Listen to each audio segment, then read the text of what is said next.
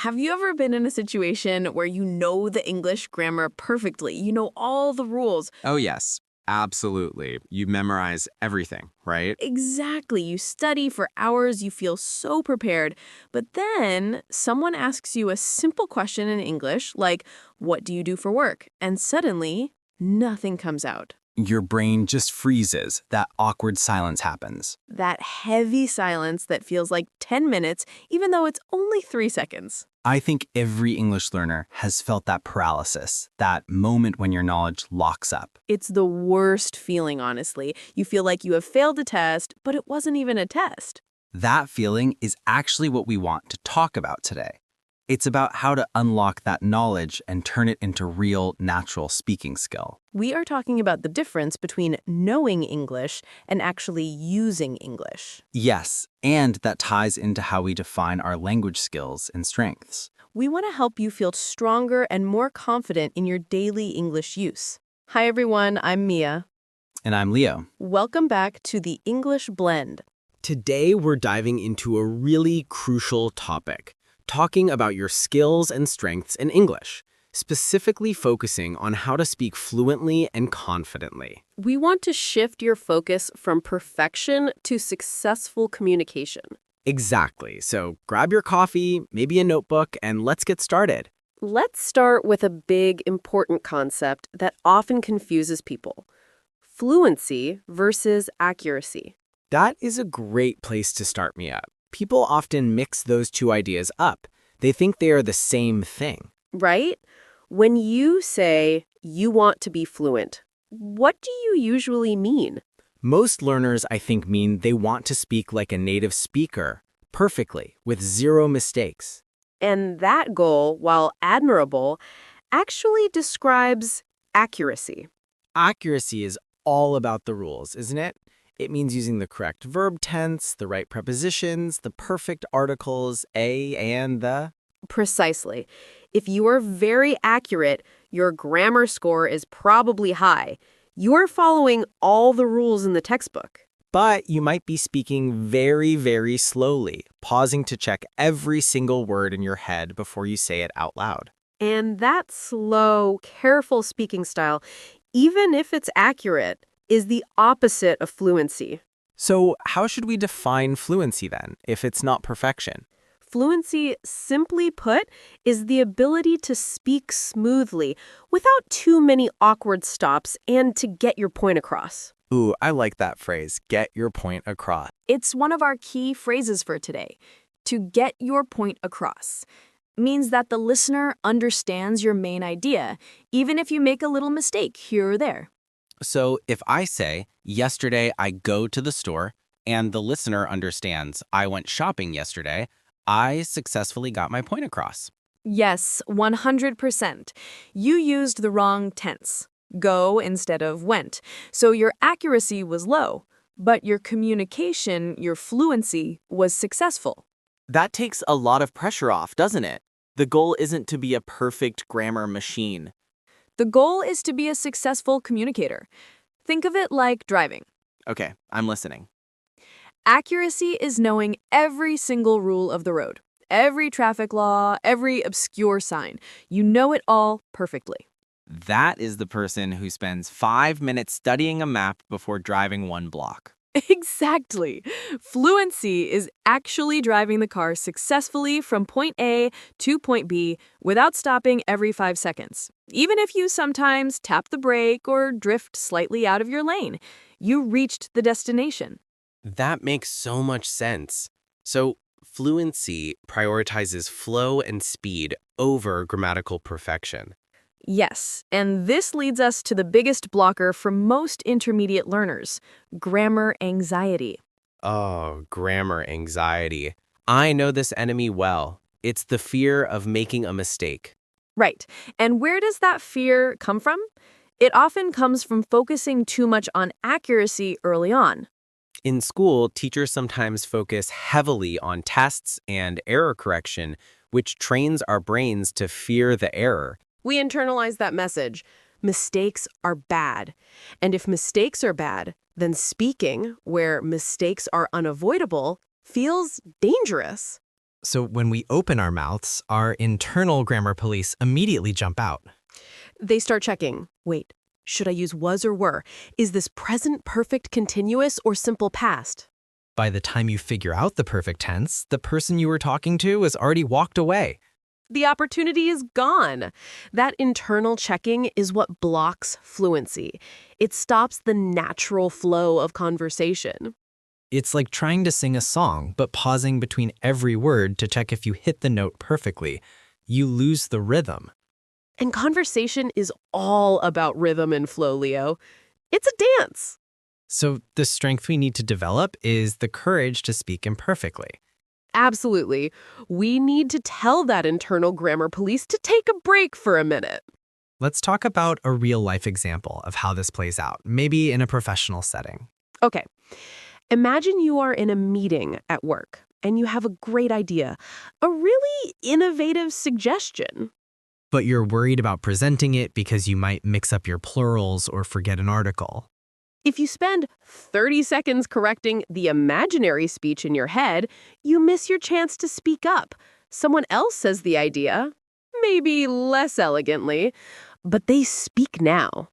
The person who spoke imperfectly but immediately got their point across won the communication battle. That's the core strength we want to highlight.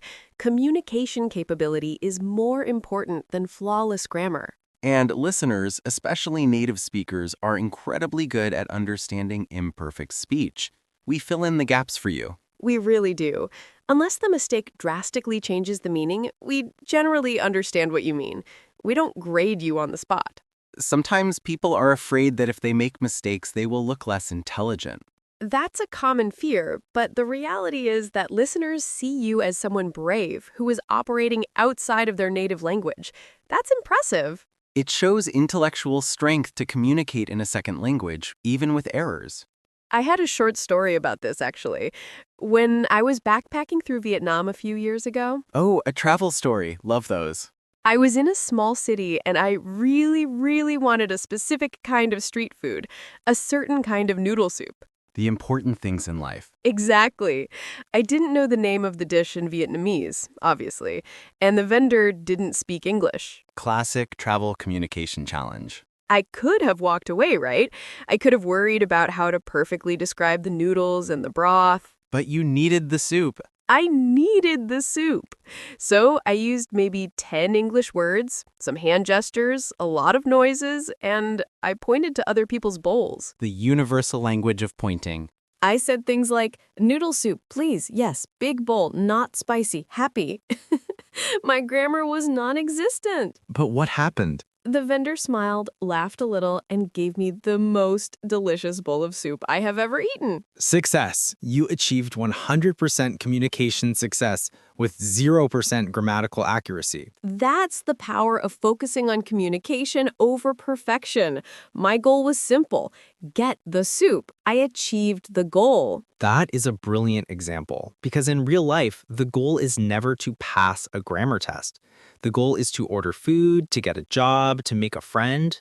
And your strength as a speaker lies in your ability to be understood, not in your flawless conjugation of verbs. Okay, so if we accept that communication is the priority, what are the practical steps learners can take to build this communicative strength? We have a few practical tips, maybe 3 or 4 actionable steps that can really boost your fluency and help you overcome that grammar block. Tip number 1, which is absolutely vital, massive listening. Yes, massive listening is not just background noise. It means listening actively to English every single day. Your brain needs to hear the natural rhythm and speed of the language before it can produce it naturally. Think about babies learning their first language. They listen for months before they even try to speak. They are building an internal database of sound. So podcasts like this, YouTube videos, TV shows, music, listen even if you don't understand every word. That's okay. The goal isn't immediate comprehension of every word. The goal is to absorb the pace, the intonation, and the structure of real-life conversations. If you listen massively, your brain starts recognizing patterns without you having to consciously think about the grammar role. That's how you bypass the grammar police. The correct phrase just sounds right because you've heard it 1,000 times. Tip number 2. Learn and use language chunks. This is powerful.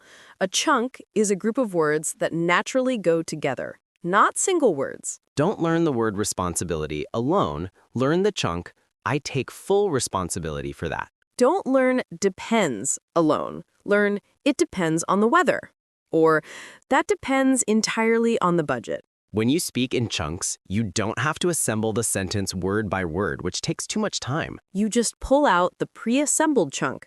It's much faster, much more fluent, and often more natural because you are using real, common expressions. We call this your lexical strength. You're strengthening your ability to use ready-made phrases. Think of chunks as Lego pieces. You are building complex ideas, but you're not messing around with the tiny individual dots. You're using big, pre-built sections. That sounds like a major time saver in a conversation, which is critical for fluency. It totally is.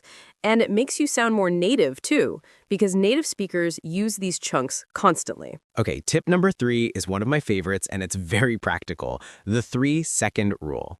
Tell us about the 3-second rule, Leo. The rule is simple. When someone asks you a question or when you have an impulse to speak, you must open your mouth and start speaking within 3 seconds. 3 seconds doesn't leave much time for the grammar police to show up, does it? Nope. That 3-second window forces you to prioritize getting the idea out, fluency, over perfecting the syntax, accuracy. This is a way to actively fight that paralysis we talked about earlier. If you wait longer than 3 seconds, your brain enters editing mode, and that's when the self-correction paralysis takes over. So it doesn't matter if you say, I going, instead of I am going. The point is you started speaking immediately.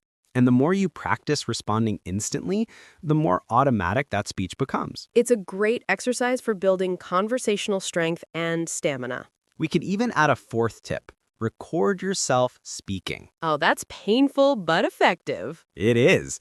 Record yourself talking for 1 minute about your day or describing a photo. Then listen back.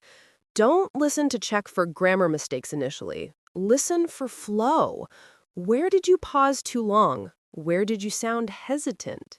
By identifying those hesitation points, you realize where your vocabulary's weak or where you spend too much time worrying about a specific tense. It makes speaking into a strength-building exercise. Just like going to the gym, you identify the weak muscle group. These 4 tips, massive listening, chunks, the 3-second rule, and recording yourself, all push you toward focusing on communication flow. Now, let's talk about some useful phrases we can use when we talk about our language strengths and challenges. We already introduced to get your point across, meaning to be understood successfully. Like, I might make a few mistakes, but I can always get my point across at work. That's a real language strength. The second useful phrase is one that describes the common feeling of stagnation, to hit a wall. To hit a wall. What exactly does that mean? When you are making progress, and suddenly you stop improving, you feel stuck. That's hitting a wall. You feel like you are running full speed and then you crash into something invisible. Exactly. You might feel like you've been studying English for years, but you just can't seem to move past this B1 level, for example. You've hit a wall.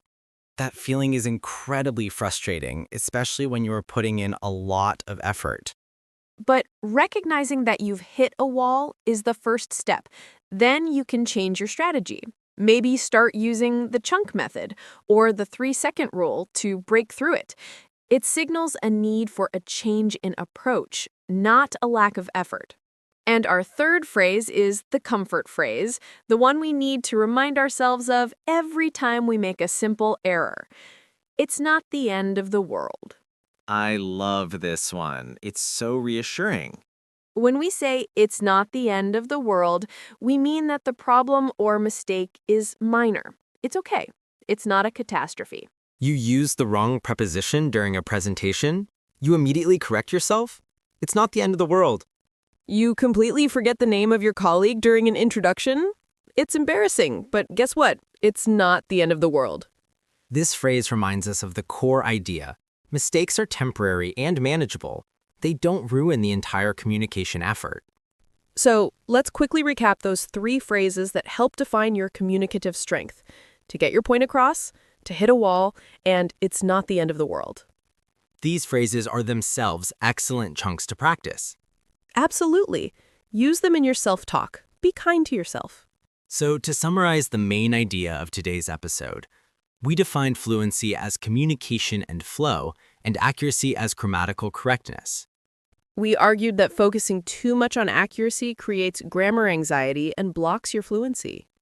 Your true strength as an English speaker is your ability to communicate successfully, even with imperfections. Remember the tips. Listen massively, use language chunks, practice the 3-second rule, and record your speaking. Focus on getting your message out. Focus on the success of the interaction, not the perfection of the verb tense. Don't be afraid to sound imperfect, because making mistakes means you are speaking, and speaking is how you grow.